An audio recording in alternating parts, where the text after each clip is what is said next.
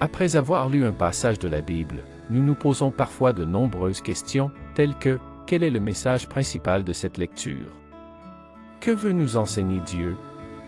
Cette séance n'est pas un sermon comme une prédication ou une école du dimanche, elle vise simplement à vous permettre de mieux comprendre ce que vous lisez.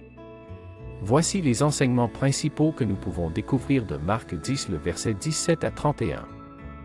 L'obstacle des biens matériels. L'attachement aux biens. Le jeune homme riche est arrêté par sa richesse, qui l'empêche de répondre à l'invitation de Jésus à tout vendre et à le suivre. L'argent comme maître.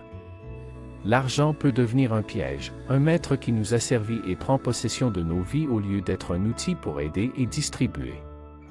Le contrôle sur sa vie. Le sentiment de contrôle que procurent les richesses peut masquer notre besoin d'un sauveur et nous empêcher de dépendre pleinement de Dieu. Un appel à une conversion radicale. Le regard d'amour de Jésus.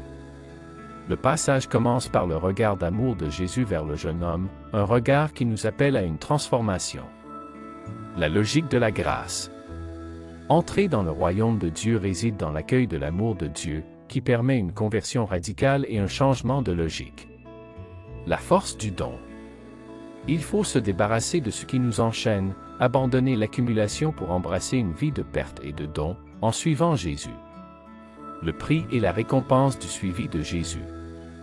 Le sacrifice nécessaire. Suivre Jésus implique de renoncer à nos richesses et de les donner aux pauvres, s'engageant ainsi dans une vie de perte et de don, comme l'a fait Jésus lui-même.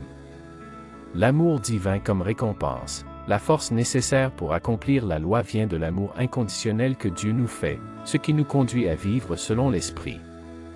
L'héritage de la vie éternelle. Le sacrifice de soi et le don aux pauvres conduisent à un héritage plus grand dans le royaume, au-delà des biens terrestres. Marc 10, 17-31 enseigne que l'attachement excessif aux biens matériels peut être un obstacle à l'entrée dans le royaume de Dieu, car il empêche d'aimer Dieu de tout son cœur et d'être entièrement dépendant de lui. Le passage appelle à une conversion radicale, à renoncer à l'accumulation de possessions pour les donner aux pauvres et à suivre Jésus, en reconnaissant que le salut est un don de la grâce divine et non le fruit d'efforts humains seuls. Le regard d'amour de Jésus est le point de départ de cette transformation, nous invitant à nous dépouiller de ce qui nous a servi pour embrasser une vie de don et de partage. Bye, bye, au revoir.